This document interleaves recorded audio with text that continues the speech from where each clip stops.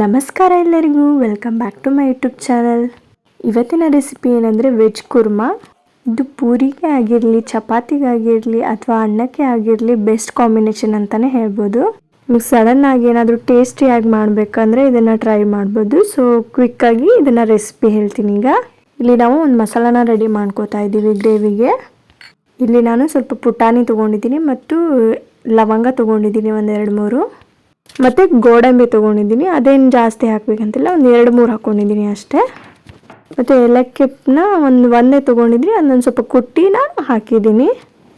ಮತ್ತು ನಿಮಗೆ ಎಷ್ಟು ಖಾರ ಬೇಕಲ್ಲ ಅಷ್ಟು ನೋಡಿಕೊಂಡು ಖಾರ ಮೆಣಸಿನ್ಕಾಯಿ ತೊಗೋರಿ. ಸ್ವಲ್ಪ ನೀರು ಮತ್ತು ಜೀರಿಗೆನ ಹಾಕಿ ಗ್ರೈಂಡ್ ಮಾಡ್ಕೋಬೇಕು. ಇದನ್ನು ನಾವೀಗ ನೋಡಿ ಈ ಥರ ಪೇಸ್ಟ್ನ ರೆಡಿ ಮಾಡ್ಕೋಬೇಕು. ನಿಮ್ಮ ಹತ್ರ ಯಾವ ತರಕಾರಿ ಇದೆಯಲ್ಲ ಅವನ್ನೆಲ್ಲ ಹಾಕ್ಕೋಬೋದು. ನಾ ಈ ಮನೇಲಿ ಯಾವ್ಯಾವಿದೆ ಅವನ್ನಷ್ಟೇ ಯೂಸ್ ಮಾಡ್ಕೋತಾ ಇದ್ದೀನಿ. ನೀವು ವಟಾಣಿ ಅದು ಇದ್ದರೆ ಅವನು ಕೂಡ ಹಾಕ್ಕೋಬೋದು. ಸೊ ಒಂದು ಬಾಳ್ಗೆಯಲ್ಲಿ ಒಂದು ಸ್ವಲ್ಪ ಎಣ್ಣೆ ಮತ್ತು ಸ್ವಲ್ಪ ತುಪ್ಪ ಹಾಕ್ಕೋತಾ ಇದ್ದೀನಿ. ಒಂದು ಸಣ್ಣ ಸ್ಪೂನಲ್ಲಿ 2 ಸ್ಪೂನ್ ಅಷ್ಟೇ ತುಪ್ಪ ಹಾಕ್ಕೊಂಡಿದ್ದೀನಿ. ಮತ್ತು ಇಲ್ಲಿ ಸ್ವಲ್ಪ ಒಗ್ಗರಣೆ ಕೊಟ್ಕೋಬೇಕು ನಾವು. ಅದಕ್ಕೆ ಸಾಸಿವೆ, ಜೀರಿಗೆ ಮತ್ತು ಕರಿಬೇವನ್ನ ಹಾಕ್ಕೋತಾ ಇದ್ದೀನಿ. ಏನಾದರೂ ನನ್ನ ಚಾನಲಲ್ಲಿ ಮೊದಲೇದಾಗಿ ವಿಡಿಯೋಸ್ ನೋಡ್ತಾ ಇದ್ದರೆ ಪ್ಲೀಸ್ ನನ್ನ ಚಾನಲ್ನ ಸಬ್ಸ್ಕ್ರೈಬ್ ಮಾಡ್ಕೊಳ್ಳಿ, ವಿಡಿಯೋನ ಲೈಕ್ ಮಾಡಿ. ಮತ್ತು ಇಲ್ಲಿ ನಾನು ಶುಂಠಿ ಬೆಳ್ಳುಳ್ಳಿ ಪೇಸ್ಟ್ನ ಹಾಕಿ ಸ್ವಲ್ಪ ಫ್ರೈ ಮಾಡ್ತಾಯಿದ್ದೀನಿ. ಅದನ್ನು ನನ್ನ ಚಾನಲ್ನಲ್ಲಿ ಬೇರೆ ರೆಸಿಪಿ ಕೂಡ ಹಾಕಿದ್ದೀನಿ, ಒಂದ್ಸರಿ ನೀವು ಚೆಕ್ಔಟ್ ಮಾಡ್ಬೋದು. ಮತ್ತು ನಿಮ್ಗೆ ಯಾವುದಾದ್ರೂ ರೆಸಿಪಿ ಬೇಕಂದರೆ ಕಮೆಂಟಲ್ಲಿ ತಿಳಿಸಿ, ನಾನು ನೆಕ್ಸ್ಟ್ ವೀಡಿಯೋದಲ್ಲಿ ಮಾಡಿ ಹಾಕ್ತೇನೆ. ಮತ್ತು ನಾನಿಲ್ಲಿ ಈರುಳ್ಳಿನ ಫ್ರೈ ಮಾಡ್ಕೋತಾ ಇದ್ದೀನಿ. ಇದನ್ನೇನಾದರೂ ಒಂದು ಸರಿ ಟ್ರೈ ಮಾಡಿದರೆ ನಿಮ್ಮ ಮನೇಲಿ ಪಕ್ಕ ನೀವು ವಾರಕ್ಕೆ ಒಂದು ಸರಿನಾದರೂ ಮಾಡ್ಕೋತೀರಾ. ಸೊ ಆಲ್ರೆಡಿ ನಾವು ಮೆಣಸಿನ್ಕಾಯಿನ ಅದ್ರೊಳಗೆ ಹಾಕಿದ್ದೀವಿ, ಖಾರಕ್ಕೆ ಎಷ್ಟು ಬೇಕೋ ಅಷ್ಟು.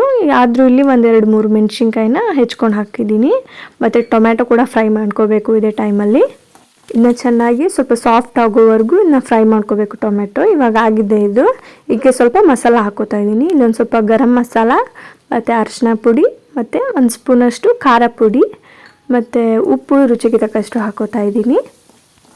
ನೀವು ಖಾರ ಎಷ್ಟು ಬೇಕಲ್ಲ ಅಷ್ಟು ಇನ್ನೊಂದು ಸ್ವಲ್ಪ ಕೂಡ ಹಾಕ್ಕೋಬೋದು. ಮತ್ತು ಆಲ್ರೆಡಿ ನಾವು ಕಟ್ ಮಾಡಿರೋ ಅಂಥ ತರಕಾರಿಗಳನ್ನ ಎಲ್ಲನೂ ಹಾಕ್ಕೋತಾ ಇದ್ದೀನಿ. ನಾನಿಲ್ಲಿ ಕ್ಯಾರೆಟು ಮತ್ತು ಆಲೂಗಡ್ಡೆ ಹಾಕ್ಕೊಂಡಿದ್ದೀನಿ ಮತ್ತು ನಾನು ಸೌತೆಕಾಯಿ ಹಾಕ್ಕೊಂಡಿದ್ದೀನಿ. ಬೇಕಾದ್ರೆ ಸ್ಕಿಪ್ ಮಾಡ್ಕೋಬೋದು. ಮತ್ತು ನಾನಿಲ್ಲಿ ಸ್ವಲ್ಪ ಚೌಳಿಕಾಯಿ ಇತ್ತು, ಅದನ್ನು ಕೂಡ ಸಣ್ಣ ಹೆಚ್ಚಿ ನಾನು ಹಾಕ್ಕೊಂಡಿದ್ದೀನಿ. ಇಲ್ಲ ಬೀನ್ಸ್ ಇದ್ದರೆ ಬೀನ್ಸ್ ಹಾಕ್ಕೋಬೋದು ನೀವು. ತರಕಾರಿ ಎಲ್ಲ ಸ್ವಲ್ಪ ಫ್ರೈ ಮಾಡಬೇಕು. ಆಮೇಲೆ ನಾವು ಆಗಲೇ ಪ್ರಿಪೇರ್ ಮಾಡಿದ್ದಲ್ಲ ಪೇಸ್ಟು, ಅದನ್ನು ಹಾಕ್ಕೋತಾ ಇದ್ದೀನಿ. ಇವಾಗ ಇದನ್ನ ಚೆನ್ನಾಗಿ ಮಿಕ್ಸ್ ಮಾಡಬೇಕು. ಇವಾಗಲೇ ನೀರು ಹಾಕಬೇಡಿ, ಸ್ವಲ್ಪ ಎಲ್ಲ ಫ್ರೈ ಆದಮೇಲೆ ಆಮೇಲೆ ನೀರು ಹಾಕಬೇಕು. ಸೊ ನೋಡಿ ಇದು ಆಲ್ರೆಡಿ ಇವಾಗ ರೆಡಿ ಆಗ್ತಾಯಿದೆ. ಇವಾಗ ನಾವು ಸ್ವಲ್ಪ ನೀರು ಹಾಕೋತಾ ಇದ್ದೀನಿ. ಆಲ್ರೆಡಿ ನಾನು ಮಿಕ್ಸಿ ಪೇಸ್ಟ್ ಹಾಕಿದ್ದಲ್ಲ ಅದರಲ್ಲಿ ಸ್ವಲ್ಪ ನೀರು ಹಾಕ್ತಾಯಿದ್ದೀನಿ. ಸ್ವಲ್ಪ ಮಿಕ್ಸ್ ಮಾಡಿ ಎಷ್ಟು ರಿಕ್ವೈರ್ಡ್ ನೀರಿರುತ್ತೋ ಅದು ಕುದಿಲಿಕ್ಕೆ ಅಷ್ಟೇ ನೀರು ಹಾಕೋತಾ ಇದ್ದೀನಿ. ನೀವು ಈ ಥರ ಮಾಡ್ಕೊಳ್ಳಲ್ಲ ಅಂದರೆ ತರಕಾರಿ ಅಷ್ಟೇ ಕೂಡ ಬೇಯಿಸ್ಕೊಂಡು ಆಮೇಲೆ ಈ ಥರ ಮಸಾಲ ಮಾಡ್ಕೋಬೋದು, ಅದು ಚೆನ್ನಾಗಿ ಬರುತ್ತೆ.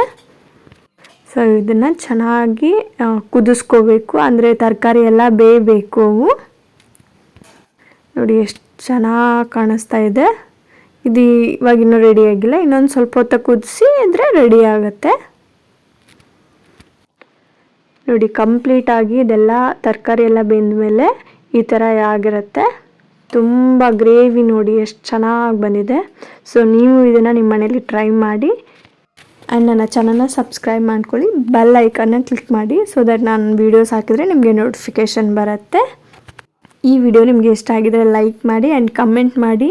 ಯಾವುದಾದ್ರೂ ರೆಸಿಪಿ ಬೇಕಾದರೆ ನನ್ನ ಚಾನಲ್ನ ವಿಸಿಟ್ ಮಾಡ್ಬೋದು, ಬೇರೆ ರೆಸಿಪಿ ಕೂಡ ಹಾಕಿದ್ದೀನಿ. So thank you for watching.